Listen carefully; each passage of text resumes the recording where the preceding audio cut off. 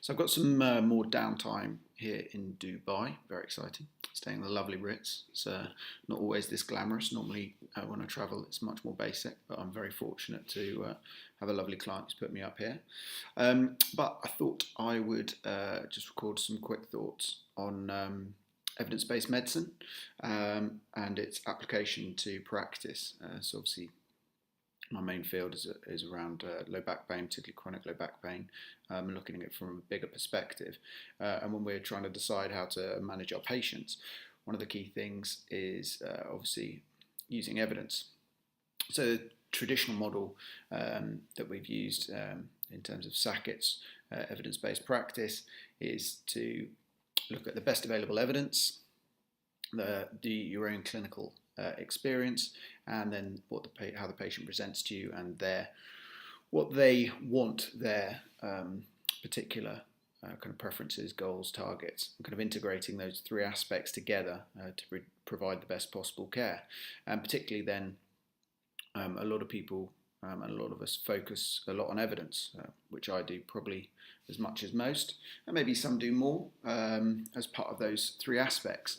But it's really important with evidence to look at how we actually apply that to practice and how relevant it is. So one of the huge issues you'll have when you're appraising evidence is that a lot of studies are done on, say, 100, often thousands of people in some cases, if you get a really high quality study. But these studies, I would argue, if you're looking at 1,000 different people, inevitably those 1,000 different people don't represent your patient. Now, they might quite closely represent certain aspects of that patient. They might be 1,000 patients, potentially, if you've got a really good study, which all have a spondylolisthesis L4. Now, I haven't necessarily seen a study like that, but I'm sure that you could do that. You certainly could with very sort of prolific conditions such as, say, an L4-5 or L5-1 disc bulge, where you could get these huge sample sizes. And then maybe you could have a really good carryover to your particular patient that's presenting in front of you. And maybe you could even get a study with a similar sort of age to your patient, and maybe same gender, and possibly with a condition like that, you could maybe even have very similar working conditions. So, let's say a desk-bound 35 to 40-year-old male with an L5-S1 disc bulge, with kind of low back pain, with possibly some pain radiating down into. You could maybe even get a study of going down to the leg. Now, I'm not aware of a study of this quality, but you probably could produce one. But even then, there's so many variables within how that patient presents in terms of their movement patterns, their strengths and weaknesses within their body, and their diet and lifestyle, that you're only ever going to be able to take a certain amount from a study like that directly applies clinically. Now, if you're a policymaker and you look at 1,000 patients with low back pain and you're trying to produce guidelines, then 100% this is how you want to be managing patients. But as a clinician, we have a very difficult task, because we're looking at one particular person. And so you then have guidelines to follow, which, as it's well established, we don't follow.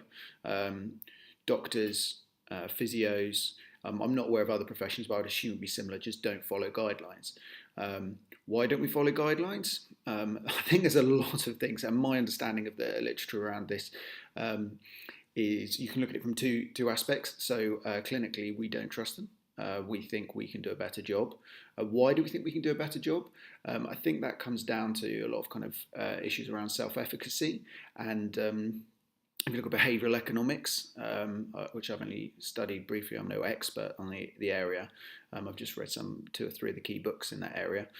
But if you look at it from a behavioural economics point of view, one of the main things that we enjoy in our jobs is personal autonomy, and the fact that we have the ability to decide how we treat patients. And when you take that away from people, job enjoyment goes way down. And it's a huge issue between applying research, policymakers, and the clinician, is how we actually apply that research.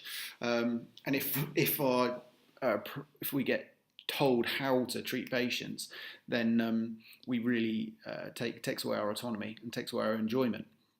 So it's a huge issue I don't think you're ever going to solve. You can only ever potentially give people rough guidelines to follow, and if they get too specific, then you're even less likely to follow them because it takes away a lot of our enjoyment. Now, maybe there's sort of always aspects within that, and we can look for enjoyment as clinicians within different ways. But I guess my key point there would be in terms of larger studies is you're going to struggle to find things that are directly clinically applicable. Now, you might find specific techniques that are effective, certain approaches which are generally effective, but then you have to then refine that into the patient you're seeing in front of you. And sometimes what you can find is really useful case studies. You find a published case study which looks at a very specific one patient, sometimes case series of similar patients with similar presentations, and then how they've been managed. And you can then see information that's really directly applicable to a patient that's directly in front of you.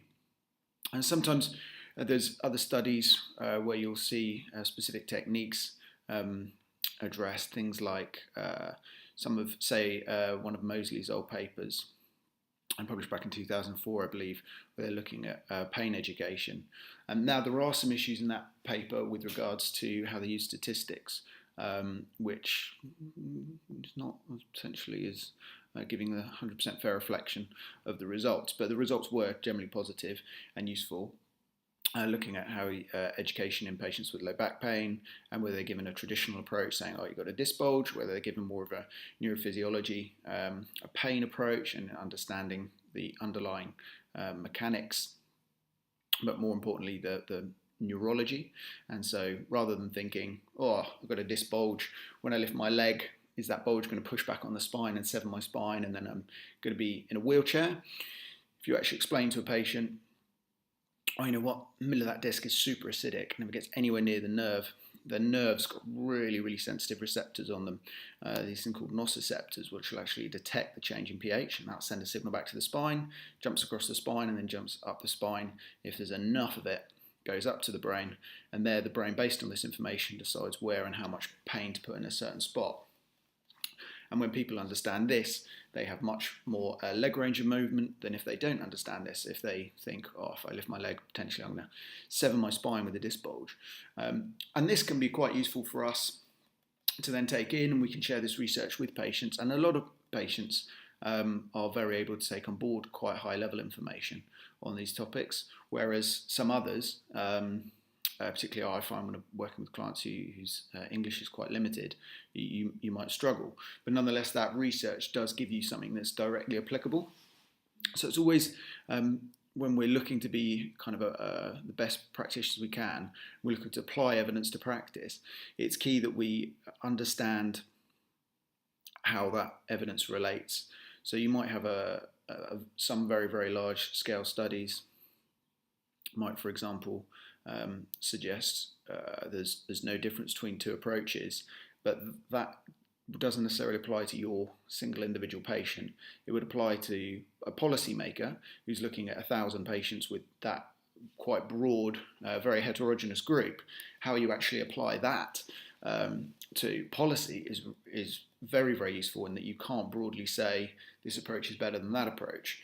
But on one individual patient within those groups, what you see is one patient does very well, another patient does terribly, and so as a result you don't see much net change, but within groups there are individual people who will do well with different approaches. You see this, one thing I've seen, and you see it a lot in the literature, is like glucosamine and chondroitin, particularly for knee pain and knee osteoarthritis. You'll see people there, you'll have people who you prescribe it to, who for whatever reason, you can prescribe it, and then they cancel their pain drops off massively. They cancel their surgery that was booked 3 months in advance, and they do magically well. And I've followed up with some of these people 2 years later, and they're doing brilliantly. Other people, it has minimal to no effect. Now you can look at the literature, and maybe there appears that it possibly slightly increases cartilage thickness in large groups of people, but this will depend on a number of underlying factors.